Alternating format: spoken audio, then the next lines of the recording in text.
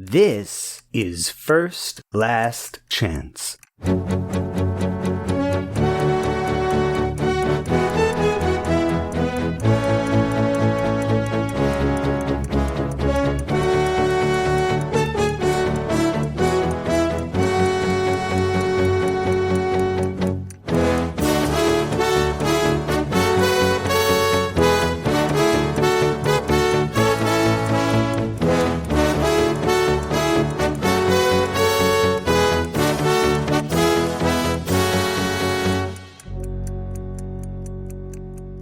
Chapter 23. Buzzing filaments wove a lambent yellow glow throughout the starboard receiving hold on the Dawnstorm, their light ill-equipped for the vastness of the space, nor the complexity of the various crates and bundles stacked over shipping containers and odd loose pieces. The hold itself was segmented further into 4 sections separated by bulkheads, presumably so that the least valuable areas might be flooded or that a fire could be starved of oxygen. As Placelle Lamella paced through the narrow aisles between various containers, she could really only speculate the original intent that had been at some point abandoned in favor of the chaos that was the current scheme. Each of the 4 sections had an open corner that communicated with the sea as well as the other 3 sections. A single rail-powered crane could traverse into any section on noisy, creening electric motors, and lift or transfer objects as needed. The dust that had come off the console when the attendant activated it for her told the Oathkeeper that it had not been needed in some time. She had to admit that she herself had lost track of how long it had been since the day she had first arrived aboard the Dawnstorm and rowed the massive shipping container up onto the ship from the surface of an ugly little cargo ship called the UFT Final Folly. At the end of her last leg of red-bound journeying from her home chapel, Placelle Lamella wedged the spike of her hammer into the rusted latch and pried it open with a tiny grunt while she tried to think of landmarks she could use to mark the time. Leliana Harridan had been killed 4 years before. Her funeral service had been held at St. Tetra's Cathedral less than a month after, as instructed by her will. Trayston Harridan had donated 7 million moons to the cathedral not long after, and they had started work on the new wing the very next day. She had helped them finish it before she left. That had been at least 1 more year, right? The little glass jar on Placelle Lamella's belt tinked and vibrated as the buzzing aster moth inside zipped around desperately inside of it, and instead of pulling open the shipping container, she drew the jar up to her face and gently held it in both hands, while she focused on the fat, glowing yellow creature inside. It was a fuzzy thing, with 6 stubby legs and a short curled abdomen, as well as 2 faceted eyes that were like reflective, prismatic jewels. Their shiny surface almost dim compared to the bright golden glow emitting from beneath its skin. Its glow shifted from yellow to pink while she stared at it, projecting her calm care onto it, and feeding in return on its acquiescence. The Oathkeeper gave the creature a gentle smile and returned it to her belt before pulling the doors on the container open with a sigh. The darkened interior at first revealed only strange, jagged shapes. But with the help of a ratcheting device on the floor of the container, Placelle Lamella was able to cause the corrugated tin roof to tilt up and let in narrow beams of light that revealed colorful swirls of case-hardened steel. Normally, a machine like this wasn't permitted to be used by someone acting alone. It had been intended for multiple monks of the Marrowed Bone Order to use as a unit, under the supervision of an all-church priest or sufficiently senior Oathkeeper. Only a Heartleech could operate the strange machination. And as far as Placelle Lamella, or anybody she had ever spoken to knew, no Heartleech had ever been an Oathkeeper before her. The Astermoth jangled in the jar again, this time with something like excitement, as it saw the folded-up shape inside and recognized a monstrous clockwork version of itself, with a pair of long, arching claws instead of wings. Placelle Lamella petted the side of the glass while she mounted the front mandibles and stepped over the ornately carved brass fixtures on the head to climb onto the spine of the giant beast. Joyfully, she made a game of balancing along its back with one foot going in front of the other, even though she could have easily just stepped on either side of the fat braid of cables that ran along the back of the beast.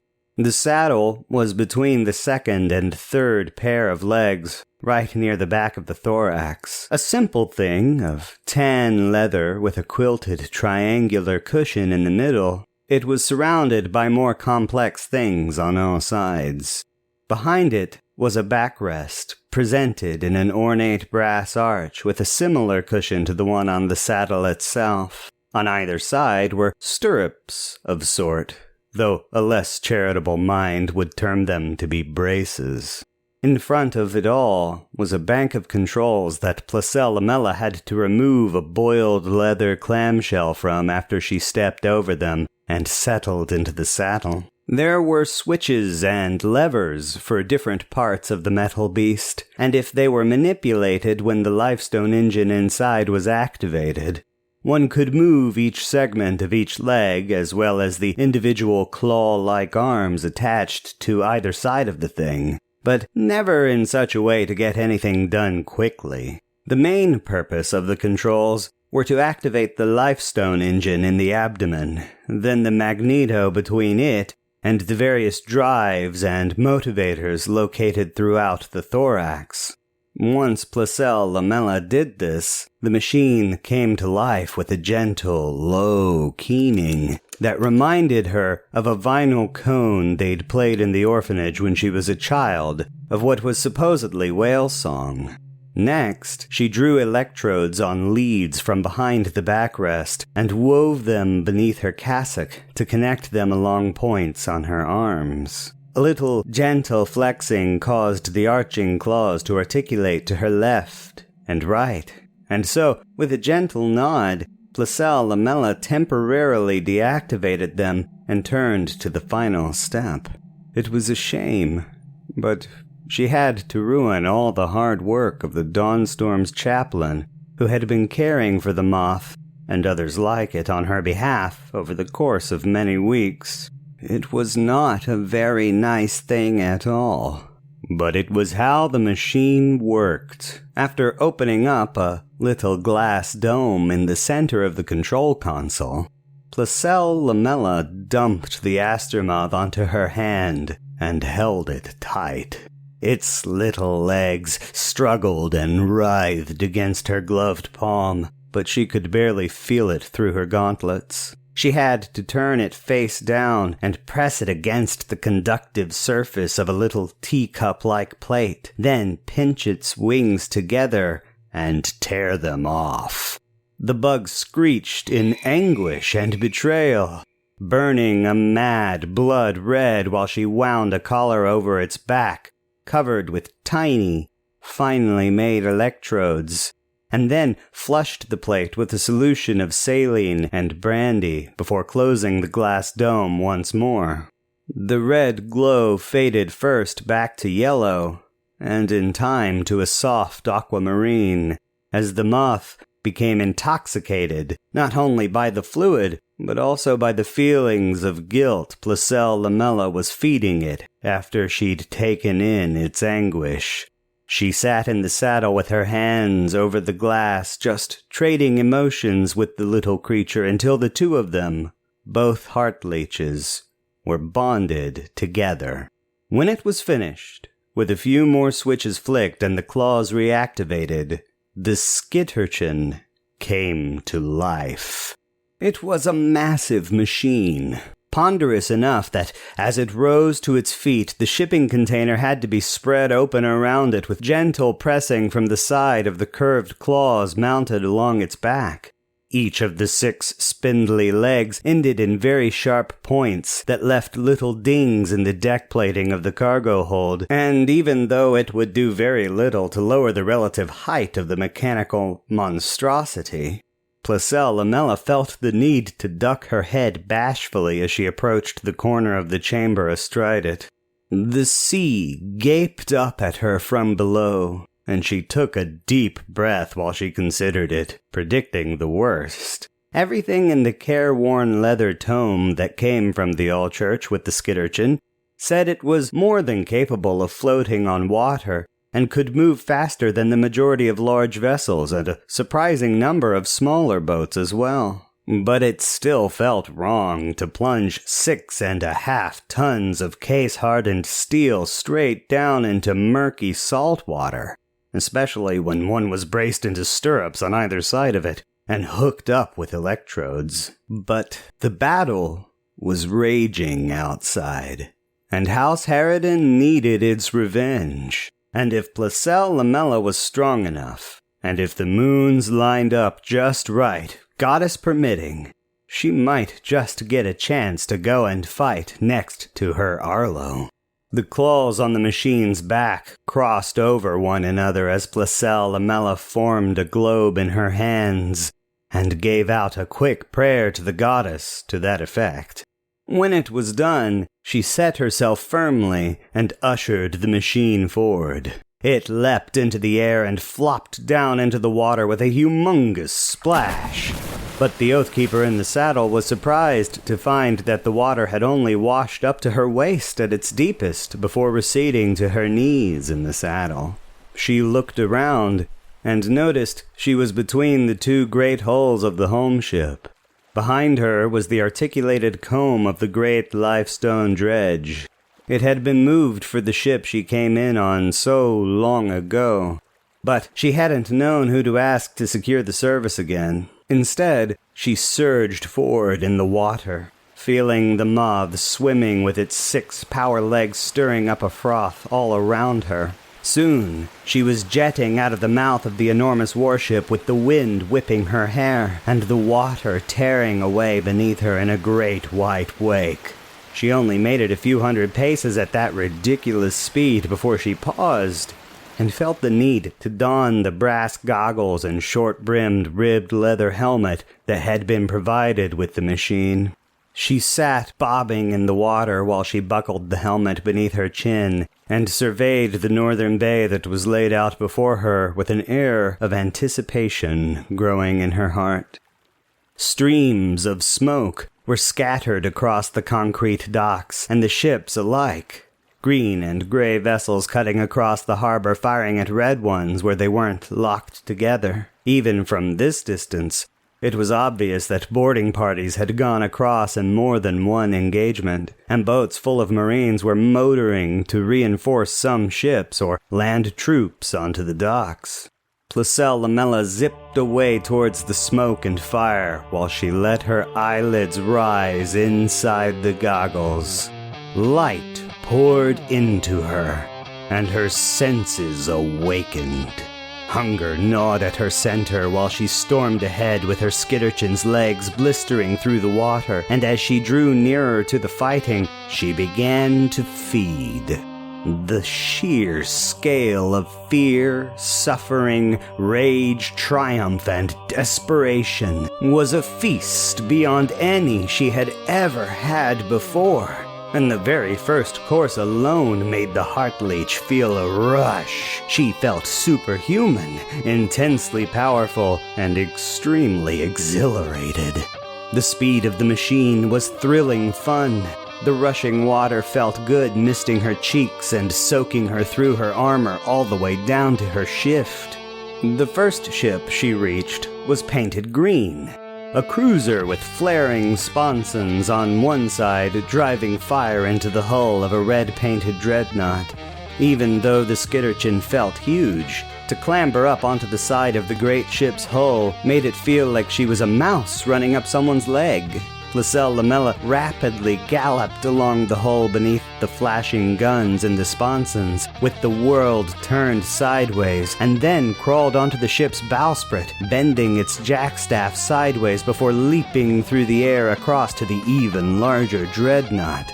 The whipping wind all around her was even more invigorating than the thrill of speeding through the water, and when she landed on the deck of the huge Caldonite ship, the recoiling legs of the skitturchin that softened her fall sent a pleasant, vibratory shock through her legs and middle. As soon as she landed, the staggered tier of 3-barreled turrets on the front of the ship all began to traverse towards her. But the skitturchin was faster. Metal legs stamped in rapid fire along the top of the deck, one thoughtlessly impaling a red jumpsuited crewman who had been too slow to leap into the water as the huge machine closed the gap with impossible speed. Placelle Lamella felt her cheeks hurting from the manic strength of her grin, while she darted past the first 2 turrets and crawled onto the third one. Both of the skitturchin's claws flashed in the sun and then swept underneath it to jam into either side of the superstructure beneath the turret, while all 6 legs clamped onto the body itself. Gunfire from the deck pattered off the thorax to seemingly no effect, while the machination strained once, then twice. Finally, on the 3rd tug, the entire turret came off its rails altogether, and the skitturchin whipped back to toss it into the sea. Placelle Lamella couldn't hear it, but she could feel herself laughing madly while she climbed the tower on the front of the ship and scissored her claws through every opening she could find, each probe returning with more filth, gore, curtains, and bits of blood-stained equipment. Now that she was done warming up, the Oathkeeper decided to stop indulging herself and actually serve the battle. She jumped back down onto the deck of the dreadnought, crushing another crewman, then crushed him again, ducking under an oncoming shot from the Imperial cruiser's main guns, before leaping down into the water again. On her way to the docks, she met a buzzer full of cultists and took extreme pleasure at the way she was able to swipe a single claw just above the surface of the water and feel the life beginning to fade from each and every single one of them. Jetting ahead, she found the next boat and used a vertical slice from beneath the water to cut it in 2 and toss the passengers through the air in a shower of shotguns and dusaks. Finally, she swarmed up onto the dock and skittered up a loading ramp until she found a line of Marines mounting barricades on the street and fighting a bitter, slow battle against Caldonite forces entrenched in the front of a warehouse. Placelle Lamella smiled again and leapt over the Marines to storm right up to the barricades with the spikes on the bottom of her skitturchin's legs, breaking up the flagstones of the road beneath her. In 2 quick moves, she blasted through the first pile of sandbags and flung red-uniformed men in a wave before her. While they all scrambled to their feet, her claws sang out an alternating rhythm, skewering each man's chest with incredible precision. The anguish and fear was extremely filling, as was the glee that replaced it when something big hit the front of her great machine and sent the whole thing spinning.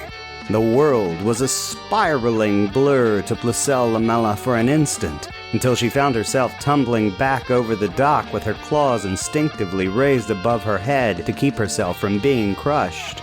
She winced as she saw an Imperial Marine crushed beneath the flopping head of her steed, but quickly recovered it onto its feet once more. As she turned back to face the warehouse, she saw a gun truck was emerging onto the street on 4 fat tires, and realized how lucky she was to even be alive. A strike from its cannon might not hurt the skitturchin very much, but its shockwave would likely tear apart the exposed pilot. Since she didn't very much like the idea of being blown apart by the Caldonite vehicle, Placelle Lamella juked to the right and buried herself halfway in a storefront to dodge the first shot, and then lunged forward underneath another with the building crumbling behind her, so she could grasp the gun truck between her claws and heave it sideways into the sea. She'd been tempted to see if she could penetrate its side armor, and while the idea of slicing up its crew aroused intense excitement in her, the risk that they might just blast her off the top of her ride meant she had to work faster. Something about the incidental way the skitturchin's legs swept through and crushed any Caldanites in their path, even while she was doing something as mundane as turning to seek another target, made up for the annoyance she felt over how exposed she was sitting astride the great beast. There had to be thousands of people around her, and so many of them were enemies that Placelle Lamella was certainly not starved for choice. But she had to pick something that would do the most to help the Empire win the battle. The goddess commanded her to kill servants of Caldan wherever she found them, sure. But at some point one had to admit that some things were indulgences. A survey of the battlefield showed her that Imperial Marines were leading a charge up one seafront street, while the Harridan House Guard took up the other. There was a high street in the center of the dock district that, as of yet, had been untouched by fighting, though the Imperial forces had left a few squads of Marines stationed at the end of the intersection to keep an eye on it. Placelle Lamella did what she could to support each force. She ran the skitturchin back and forth sideways along the face of the buildings overlooking the sea, to each front to pounce on the Caldanite line and slash up any men she could see before leaping away to let the Imperial troops advance on the gap she'd created. She tore apart barricades wherever she found them and scattered every gun emplacement she could get her claws under. But as the lines spread apart, it was taking her more and more time and thought to cross the gap between them. Not only that, but she was starting to doubt whether she was helping much more when her tackling down onto the streets started to seem just as much an interruption in the flow of battle as a favor. That's when Placelle Lamella spotted the speaker. It was during one of her passes, lunging over the high street to get to the other side, she felt and saw a bright life coming down the lane. She was big like Placelle Lamella, but certainly not a heartleech with the way she radiated pride, smug superiority, and a sense of confident predestination. The woman looked to have been well caressed back home, for she sat resplendently dressed with a gold and crimson robe in the cupola of a gun truck that trundled down the high street of the town with a squadron of men in full battle armor. Armor plate vests and flak jackets were only given to the highest-ranking feet of Caldan, and here these men were in full plate. The Oathkeeper grinned at the sight and plunged ahead on skittering legs. They may have been able to repel bullets, but she doubted they could stand up to her claws.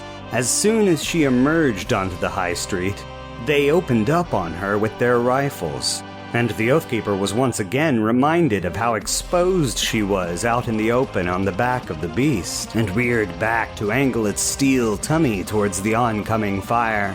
She dragged the rear set of legs behind her, walking on the front four, with the front raised, until she could sweep her claws underneath her to slice the first two men in half. She whipped to one side next, and crushed two more, then straightened up and found herself looking right down the barrel of the gun truck. With a gasp, she lurched to the other side and lashed out with her claws again, even as the huge gun fired and took a chunk out of the foundation behind her, along with the trooper who had been standing on it. The speaker in the cupola followed her with a handgun and fired two shots that slid off the armor on Placelle Lamella's chest before she could rear back again and shove the gun truck away.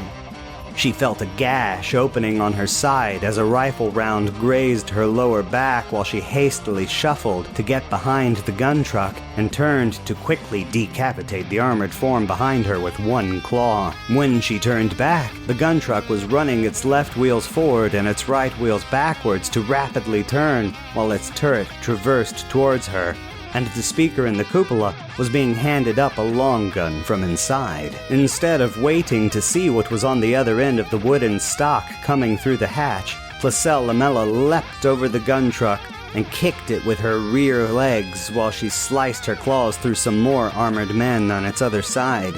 Then she whirled around and lashed out with another claw towards the speaker.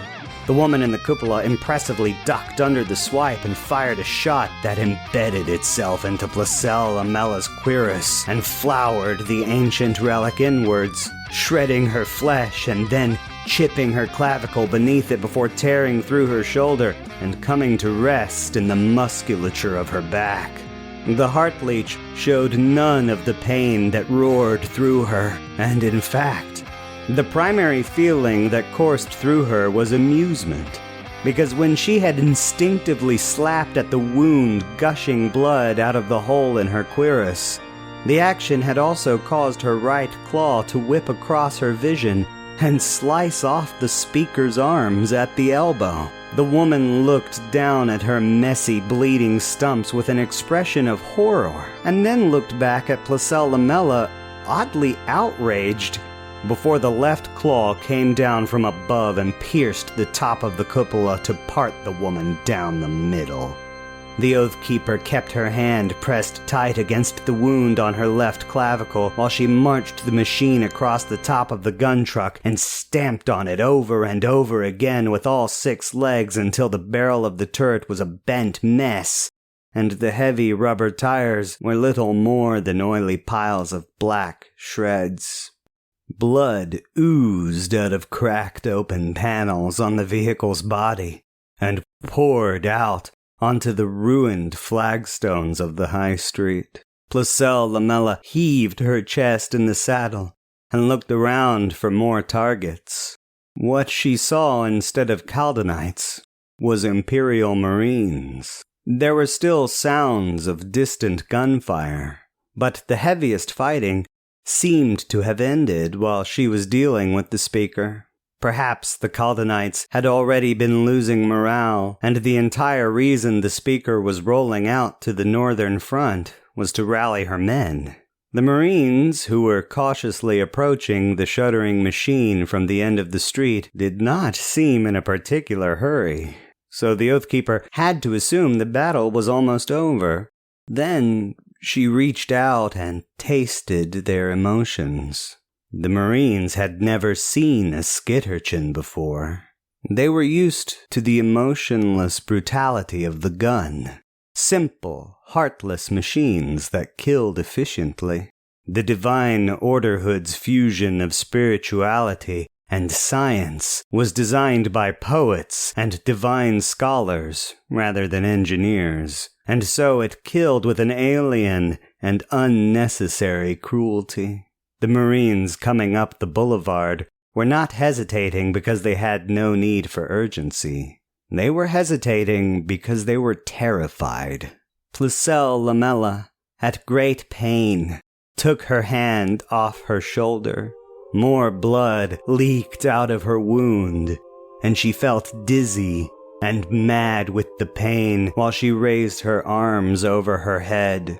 Matching her, the machine raised its claws to the sky, and the Oathkeeper pulled in her knees and lowered it down onto the flagstones so every man could see her, soaking wet and covered in blood, but still an Oathkeeper, a servant of the goddess, a servant of their ruler, the Jade Queen.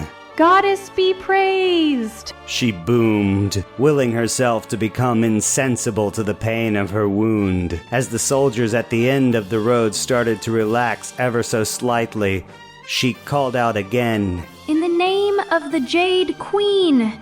The chorus of men all rushed to answer at once. A strong, righteous, "She watches!"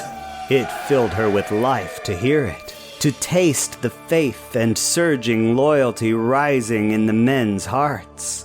Despite the surge of energy in her heart, she couldn't keep her arms up anymore and slumped forward in the saddle. The claws of the skitturchin fell limp onto the flagstones on either side of her with heavy thuds. Careful not to make them flail, she eased herself forward and deactivated them so she could apply pressure to her wound once more. With her left hand, She unclasped the leather helmet and let it fall onto the ground. When she pulled off her goggles next, she was surprised to find tears splattering out of the seals and then running down her cheeks. Her vision was beginning to fade, so she carefully disconnected herself and the moth both from the controls entirely and tried to wait out the waves of pain while she petted her free hand over the glowing aquamarine surface of the moth's control dome. The pain was taking her, and though she did not think the bullet had hit anything too important to the continued persecution of the goddess's enemies, a lot of blood was dripping down the breastplate of the armor of Saint Tetra. Placelle Lamella idly wondered if the big man would have been proud of her while she felt gentle hands on her body. A marine medic was standing on the street between two of the skitturchin's limp legs, trying to loosen the straps of her cuirass. She looked down and saw a young man with forearms covered in blood, a pair of silver stars with red teardrops in their center pinned to the collar of his fatigues. He looked up at her reverently while he eased her cassock off her shoulders, and she smiled weakly down at him. The graze on her lower back ached for the first time since she'd gotten it while the Oathkeeper released the straps on her breastplate. The medic tried to take it, but she gave a gentle nudge with her palm to ward him off while she flipped the back over her head and then gave a nasty-sounding grunt, pulling the front off her chest. The blossomed metal at the impact point tore her flesh even more on its way out, and a string of something that had once been inside her hung from one of the sharp points. The Oathkeeper's tunic and shift were soaked with blood and sweat, and once she dropped the clamshell of her armor onto the ground on the opposite side from the medic, she made a show of trying to fan herself with it, even though all it did was plap wetly against her heaving breasts. Carefully, and with the help of some other soldiers bringing a crate and some chairs from one of the ruined storefronts, the medic climbed up to work on Placelle Lamella directly. She was dimly aware of orders being shouted, of men in boots running past her and further up the road.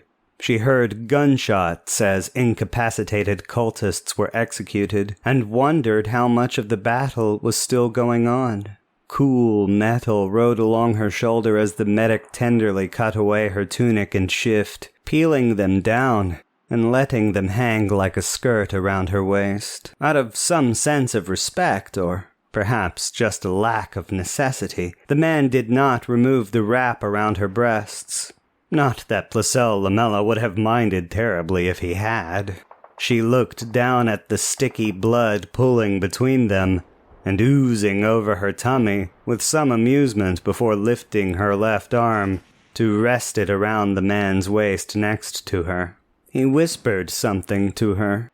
She tilted her head, tried to focus on his voice instead of the sensation of his probing instruments in her wound.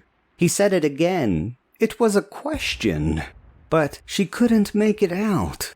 The amount of emotion pouring into her from all directions was delicious and overwhelming, and the severe pain of her wound wasn't making it any easier. The question was asked one more time, and then the man counted to 3. 1, 2, 3. Placelle Lamella screamed as the deformed and jacketed bullet was torn out of her, then grit her teeth against the pain and tried once more to focus on the gentle voice of the medic speaking to her in hushed tones. "That's it. I got it," he was saying. "You're doing so well, Lady Oathkeeper." The styptic was next. A strange, cool hollowness permeated the area around the wound, but the pain subsided in time. The medic offered her a pill, but Placelle Lamella closed his hand back around it. "I need my mind," she explained sleepily, her distant nature not due to the waking rest for once. "I have to go check on the southern bay. The Clanac's nephew is there." It wasn't exactly the fact Arlo was the Clanarch's nephew that made her want to go see him, but the Oathkeeper knew that such facts tended to have an impression on people in uniform. The medic smiled at her and pointed to her bare stomach to say, "Not only does milady need rest, but this is no state to appear before such a person." Placelle Lamella looked down at her stomach and the tattered remains of her shift and tunic hanging down over her still wet trousers and boots. While she didn't really care too much about her state of dress, she did at least move the wet fabric around so her hammer and oath were accessible. Next time she was facing down someone as dangerous as a speaker, she intended to shoot them before the confrontation could end with her wounded again, or worse. I killed a speaker, she said now that she had been reminded of it. "Yes, Mum," agreed the medic placidly. "We figured that out by what was left of her clothes and the markings on her meth roller. You killed Siren, daughter of Dima." The Oathkeeper felt her eyebrows going up. You know of the woman? The medic grinned now. "Yes, Mum. Commodore Ricketts told us during the briefing she has her men rape our women, get them with child, and then kills the women and keeps the babies that come out of it so they can be raised in the church. It's a good thing you did, Lady Oathkeeper." This brought a smile to the Heartleech's lips as for the second time in her life she felt genuine pride. She gazed benevolently down at the medic for a short while, watching him wrap a bandage over the packed wound on her left shoulder, across between her breasts, and then under her right arm, and finally across her back. When he was finished, the man offered up her cassock, but Placelle Lamella refused it like the pill, and said, Keep it. Another will be woven to honor my work today, I think. Give it to your family, or someone you care about. Tell them it was the cassock Placelle Lamella of Saint Tetra wore on the day she slew Speaker Siren. The powerful spike of joyful, pious exultation the medic felt in that moment was just the pick-me-up Placelle Lamella needed to get herself back together. She reached down to her right with a slight wince and lifted her armor plate up. She couldn't exactly wear it without a tunic underneath, so she just got the backrest of her saddle between the damaged front plate and the back plate, and let the thing drape across the skitterchin behind her. Then she bade the men around her clear away so she could reactivate the controls. The mechanical beast got to its feet, shuddering at first, and turning around, she stumbled over one piece of wreckage. But soon, Placelle Lamella was skittering away again, and following the road up the hillside and around towards the valley where Redbrook Town was built. The cold, rushing wind chilled her bare skin and dried her hair, stung her eyes, and above all helped her feel alive once more. Arlo snapped awake in the corner of the trench where he'd passed out. It was no noise that had awakened him, but rather the immense weight of a ponderous silence. Looking straight ahead, the dirt and ruins were unmoving. To his left, there was only the gentle fluttering of some loose, hanging fabric in the wind. Arlo rose cautiously to his feet and walked over to it. The Caldonite pennant was a white, 7-pointed star in a black circle on a field of red.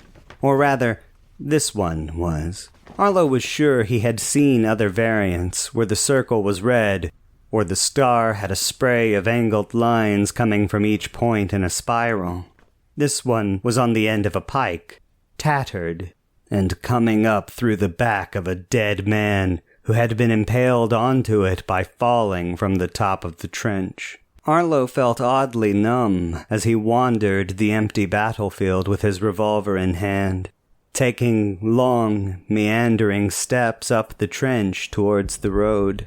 He felt somewhat betrayed that Irina had left him behind, but considering what she had dashed into, thought perhaps it was for his own good.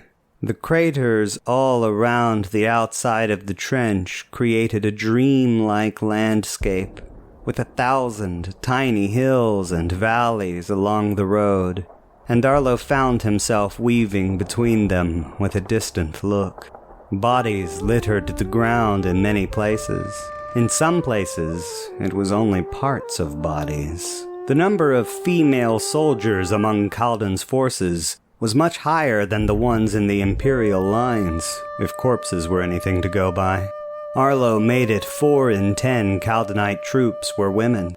Some were obviously civilians with red armbands and hastily issued rifles or stamped steel dusaks, but many were dressed in the red jumpsuit uniform with white, black, and red paint on their left ankles. In the eerie quiet where the only noise was the distant chatter of some lonely machine gun, or thunder that could have just as easily been a mortar, the horror of the battlefield seemed to wash away, and Arlo felt like a boy wandering through some liminal ruin, so alien to the scene that he could not tell trash from treasure. He walked up the road towards town in that daze and explored the devastated hillside while playing out the narrative of the battle in his head.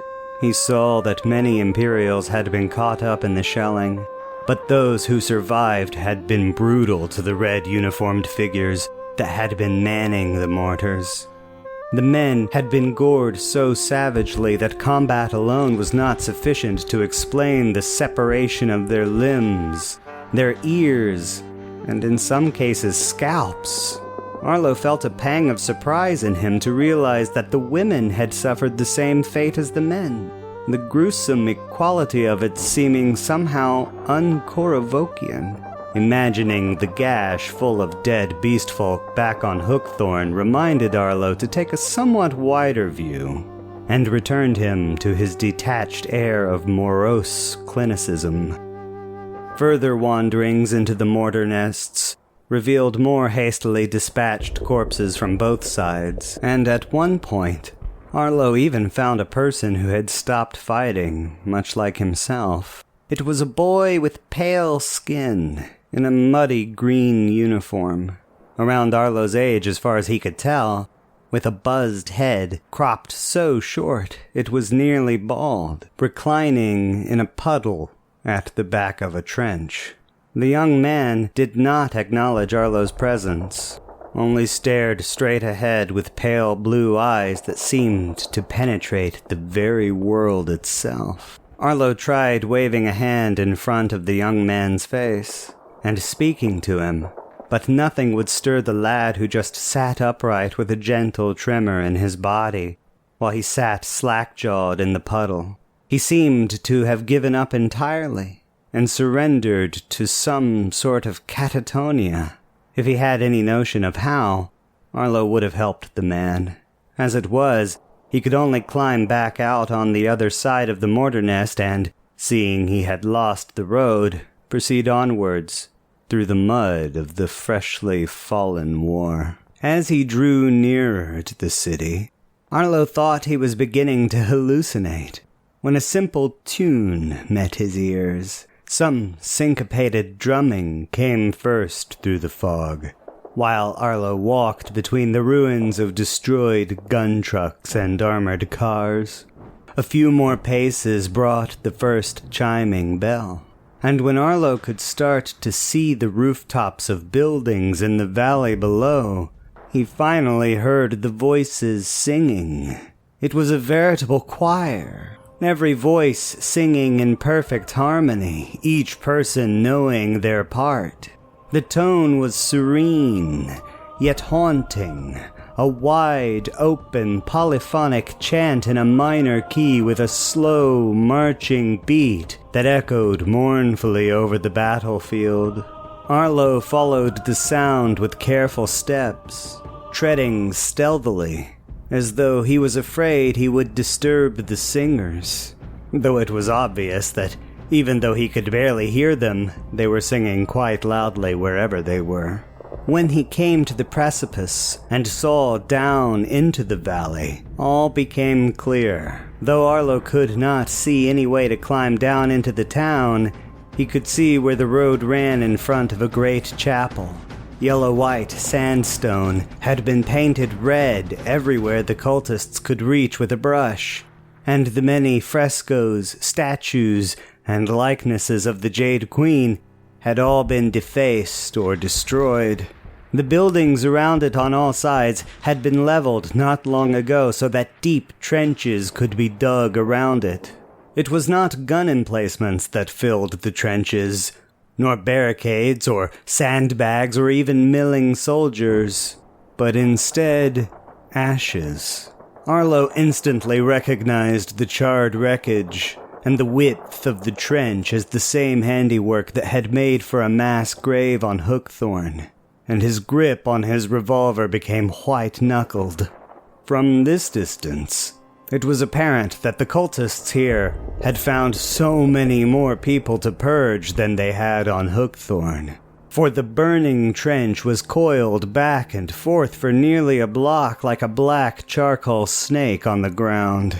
Tears welled in Arlo's eyes, and he held up his revolver to wipe away at them with his wrist while he made futile attempts to calculate the loss and suffering laid out below him. Not satisfied to leave him to just the one torment, his mind recalled the death he'd seen on the battlefield walking to this point.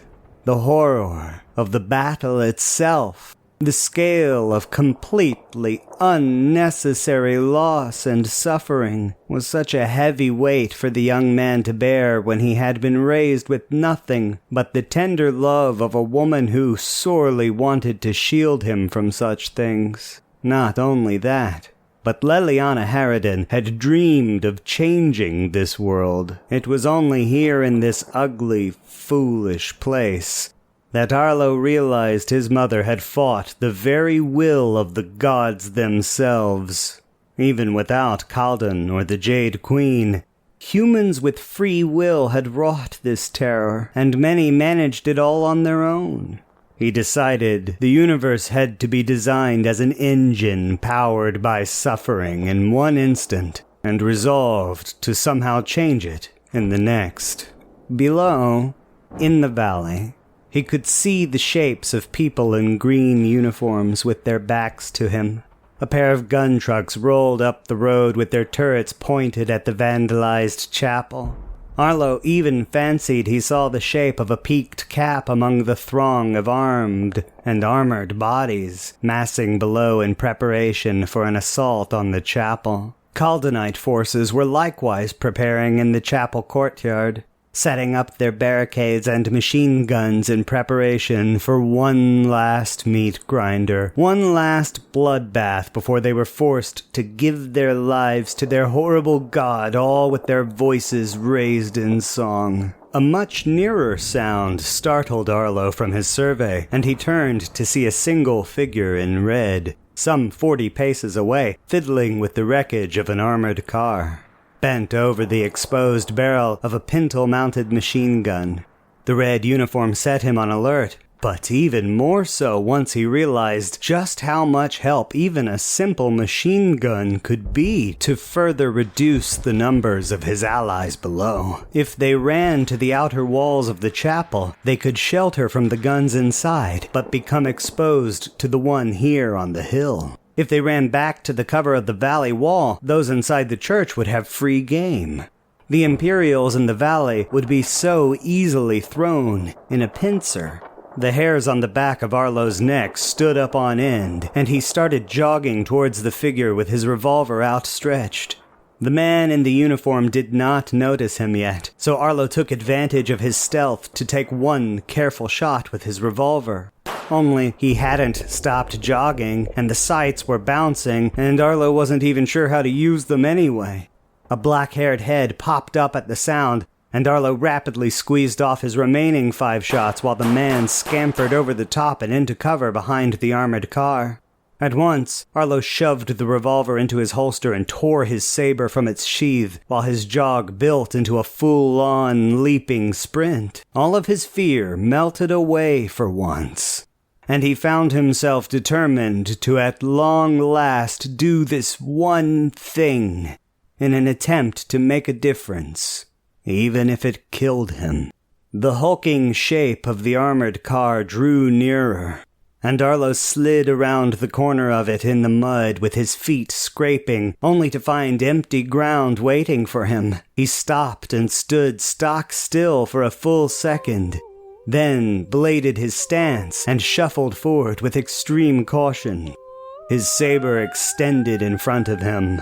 First, he thought to check underneath the vehicle, but whatever had wrecked it had also buried its tires, wheels, and running board into the mud so that there was nowhere for a person to hide. Next, Arlo peered up to look at the pintle gun to see if the erstwhile vulture-cum-mechanic had returned to his salvage work. With nothing visible there either, he was only left with the option to approach the rear of the vehicle. For some reason, he felt the need to gently tap the corner itself with the back of his blade while he crab-walked around the vehicle. When he saw what was waiting in the back for him, he could only gasp out a sudden, amazed and outraged, "You!" A heavy metal footlocker shot out the back of the vehicle and struck Arlo in the chest, sending him stumbling back. Speaker Orden leapt out behind the object he'd heaved and chased after Arlo with his axe swinging. Arlo barely caught the head of it by jamming his blade at an angle between the shaft and the beard.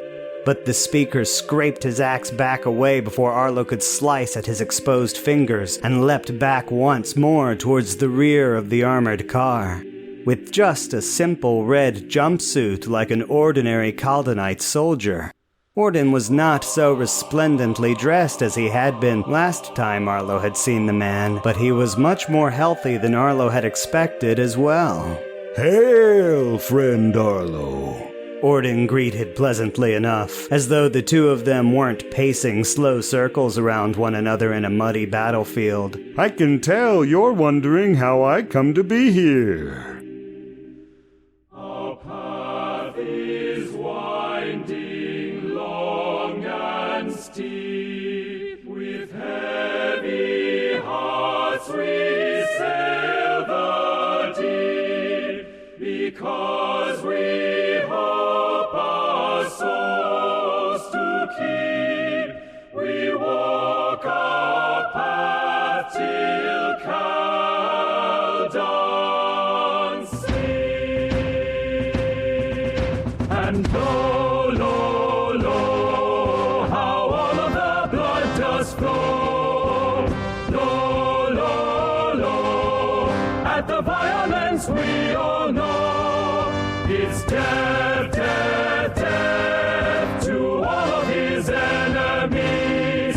Now bring, bring, bring them down to their knees.